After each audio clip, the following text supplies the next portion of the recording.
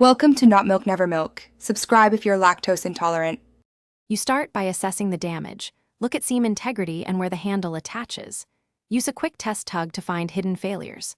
Once done, clean the zone with rubbing alcohol so adhesives bond. Make sure to choose a patch material that matches strength and flexibility, leather for heavy loads, fabric for light.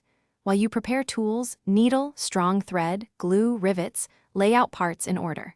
This gets you straight into the repair without wasted steps. You'll next reinforce and attach the handle with a combo of glue, stitches, and rivets. First, apply contact glue to both surfaces.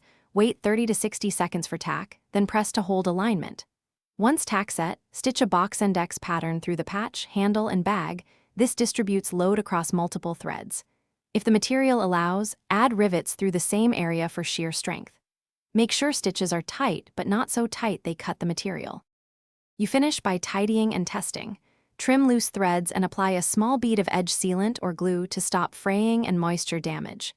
Once cured, load test gradually. Start at half the expected weight, then full weight, while watching for seam stretch or rivet movement. If problems appear, don't panic. Add a second reinforcing patch or replace the handle core for a permanent fix. One tip: if the repair peels, remove adhesive residue and repeat glue step with stronger contact cement. Thanks for watching. If this was helpful, leave a like and consider subscribing. See you next time.